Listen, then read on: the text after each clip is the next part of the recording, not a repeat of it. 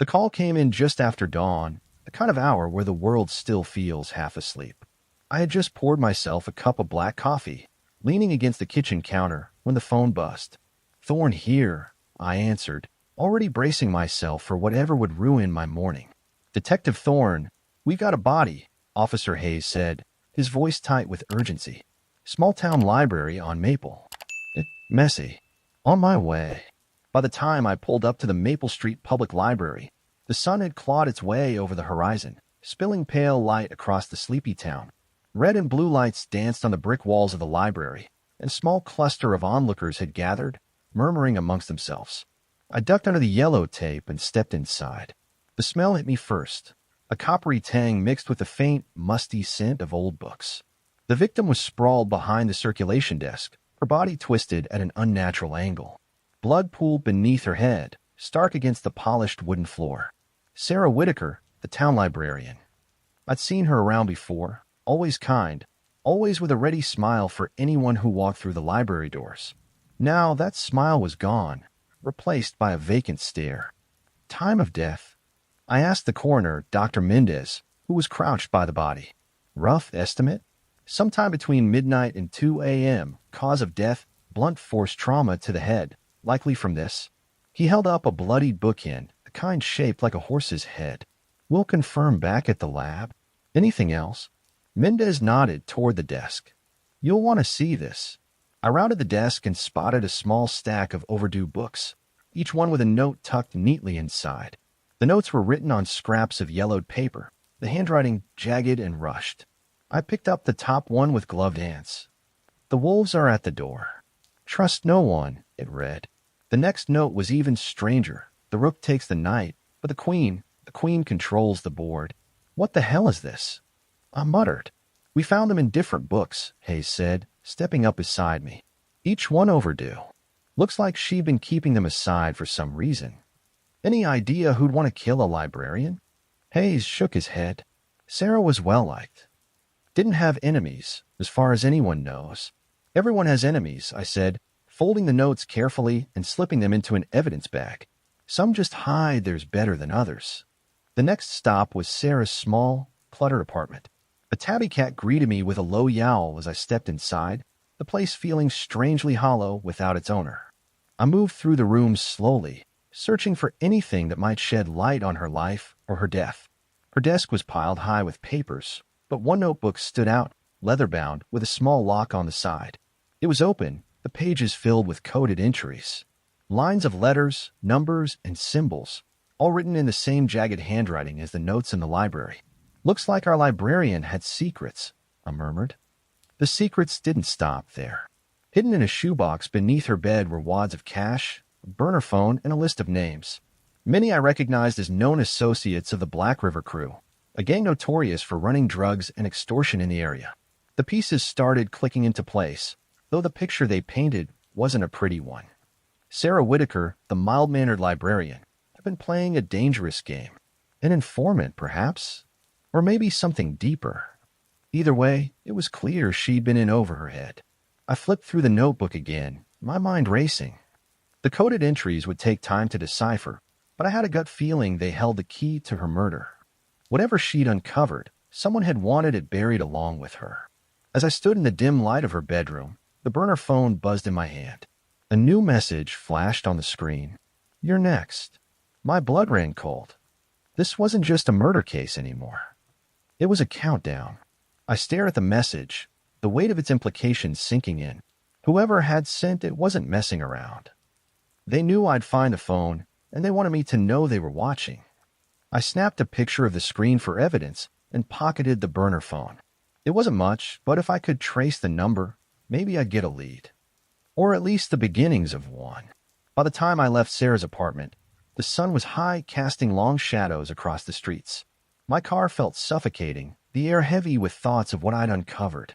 Sarah had been tangled up with the Black River crew, no doubt feeding information to someone, police, a rival gang, maybe even a third party I hadn't considered yet. But why? And how did overdue library books and cryptic notes fit into the puzzle? Back at the precinct, I spread the evidence out on my desk. The notes from the library, the burner phone, and a copy of Sarah's notebook.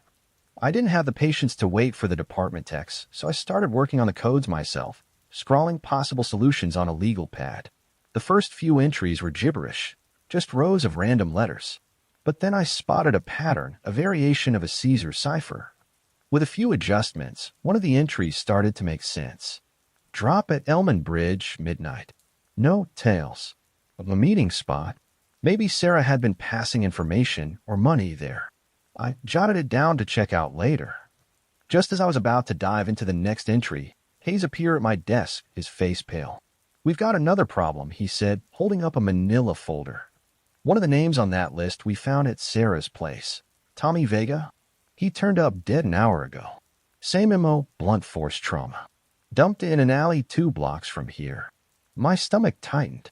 2 bodies in less than 12 hours. Any connection to Sarah? I asked, though I already knew the answer. Hayes nodded. Vega was one of the Black River Crew's low-level guys. Ran errands, delivered packages. But get this, his name wasn't just on her list. It circled. Twice. I leaned back in my chair, the pieces swirling in my mind. Sarah wasn't just observing these people, she was tracking them. Vega must have been important, or dangerous enough for her to flag. And now he was dead. Anything at the scene? I asked. Just this. Hayes placed a small plastic bag on my desk. Inside was another note, written in the same jagged handwriting as the ones in the library. The Queen protects her secrets. It was starting to feel less like a murder investigation and more like a game, a deadly one where I didn't know the rules. Elman Bridge, I said, standing. If Sarah had a drop spot, maybe it's still active. I'll check it out. You sure that's a good idea? Hayes asked, his brow furrowed. If someone's targeting people connected to this, I cut him off with a nod. I know, but sitting here won't get us answers. Elman Bridge wasn't much to look at, crumbling overpass with graffiti-covered walls and weeds sprouting through the cracks. I parked a block away and approached on foot, keeping an eye out for anyone who might be watching. Beneath the overpass, the air was damp and stale. I scanned the area, my gaze landing on a battered metal box wedged between 2 concrete pillars. It looked out of place, like someone had stashed it there in a hurry. I crouched and pulled it free, my heart pounding as I pried it open. Inside was a single envelope, sealed and unmarked. I tore it open and found a photo, grainy, black and white, like it had been taken with an old surveillance camera. The image showed Sarah, sitting in what looked like a dimly lit diner. Across from her was a man whose face was partially obscured by shadows, but I recognized the build and posture. Connor Dempsey, leader of the Black River Crew. The photo was dated 3 nights ago. I stared at the image, questions swirling in my mind. What had Sarah been doing with Dempsey? Was she playing both sides, or was there more to this meeting than it seemed? Before I could dwell on it, the faint crunch of gravel behind me snapped me to attention. I turned, my hand instinctively reaching for my gun. A figure stepped out of the shadows, hands raised in mock surrender.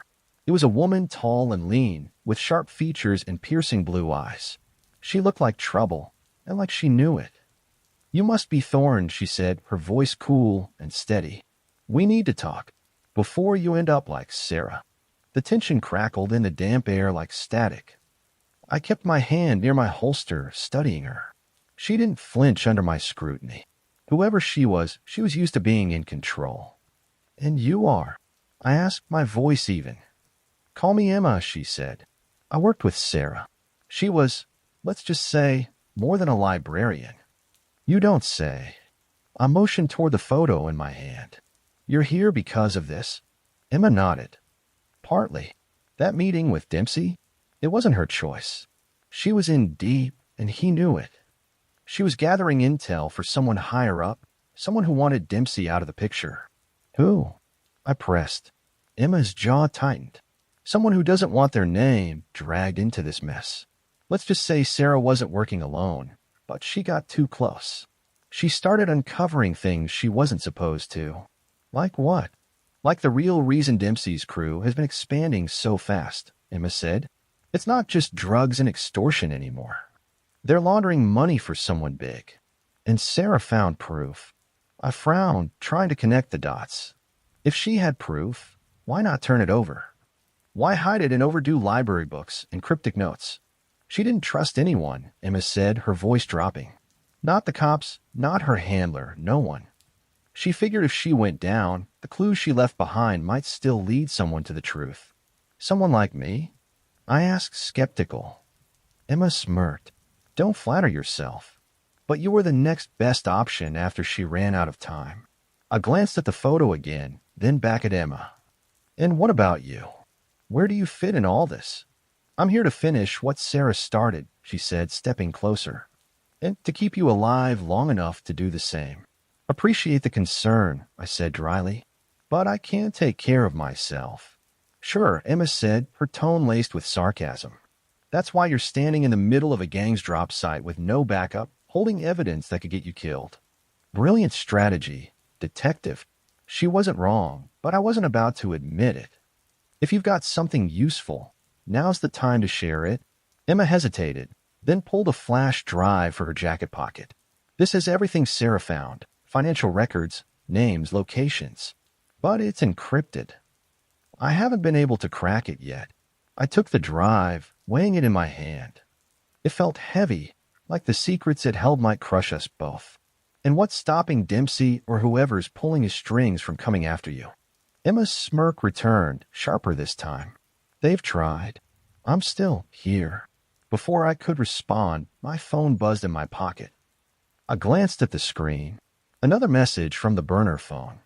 Clock's ticking, detective. Make your move. Emma leaned in, reading over my shoulder.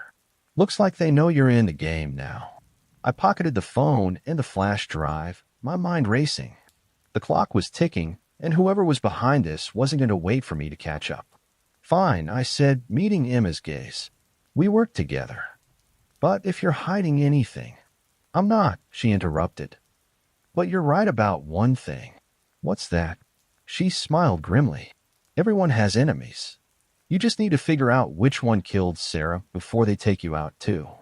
I watched Emma fade into the shadows, her words lingering like smoke in the damp night air. My grip tightened around the flash drive. If it truly held the answers Sarah had died for, I couldn't waste any time. But the message on the burner phone was clear. The killers were watching. This wasn't just about solving a murder. It was about staying alive long enough to do it. Back at the precinct, I locked myself in the evidence room and plugged the drive into a secure computer. The encryption was sophisticated, but I wasn't a stranger to cracking codes. Hours blurred together as I worked through Sarah's notes, piecing together the cipher she'd left behind.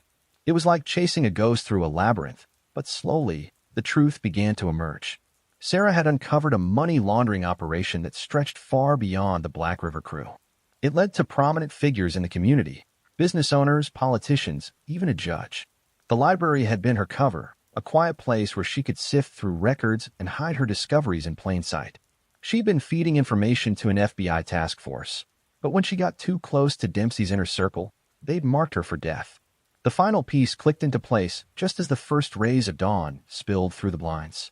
A name flashed on the screen, tied to bank transfers and coded messages. Elliot Grayson, the town's beloved mayor.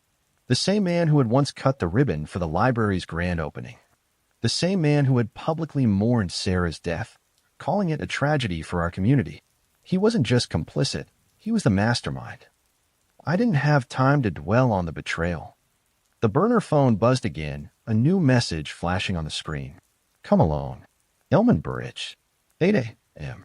Bring the drive, or everyone you care about dies. I didn't have a choice. Grayson's people had eyes everywhere, and if I called for backup, they'd see it coming. I slipped my Glock into its holster and headed out, my mind racing through contingency plans. The overpass was eerily quiet when I arrived. The morning sun cast long shadows across the cracked pavement. Grayson stood in the center of the bridge, flanked by two of Dempsey's enforcers. His usual polished demeanor was gone, replaced by something colder, more dangerous. You've been busy, detective, Grayson said, his voice smooth. But you're out of moves. Hand over the drive. I held it up, letting the sunlight glint off the metal casing. You killed Sarah to keep this buried. Why? Afraid the truth would ruin your re-election campaign. Grayson's smile was thin. Sarah was a liability. She thought she could take me down with her little scavenger hunt. But all she did was sign her own death warrant. And now so have you. The enforcers stepped forward, but I didn't flinch. If I'm dead, this drive goes public, I said. Every name, every account. You won't just lose your power, you'll lose your freedom. Grayson hesitated, his confidence faltering for the first time. You're bluffing. I reached into my pocket and pulled out my phone, showing him the email draft addressed to every major news outlet in the state. The drive's contents were attached. Try me. For a moment, the world seemed to hold its breath. Then Grayson's composure shattered. He lunged for me, but before he could reach me, the wail of sirens split the air. I stepped back as unmarked vehicles screeched to a halt, agents pouring out with weapons drawn. Emma emerged from one of the cars, a triumphant glint in her eyes. Thanks for the assist, Detective, she said, nodding toward the agents. We've been waiting for Grayson to make a move. Grayson's enforcers dropped their weapons, realizing the game was over. Grayson himself was wrestled to the ground, screaming threats and denials. I handed the drive to Emma, feeling a strange mix of relief and exhaustion. You set me up, I said, though there was no heat in my voice. You knew they'd come after me. Emma shrugged. You wanted answers. I gave you a way to get them. And now, thanks to you, we have everything we need to dismantle this operation. As the FBI agents hauled Grayson and his men away, I leaned against my car, watching the scene unfold. Sarah's murder hadn't been in vain. Her courage, her sacrifice, had brought the truth to light. The town would never be the same, but maybe that was a good thing. Maybe it was time for the wolves to be exposed. By the time I left the scene, the sun was high, and the library on Maple Street stood silent. I thought of Sarah, of the secrets she'd hidden among the overdue books, and felt a quiet sense of closure. Her story was over, but mine wasn't. Not yet. The wolves were gone, but there would always be more. And as long as there were, I'd be there to hunt them.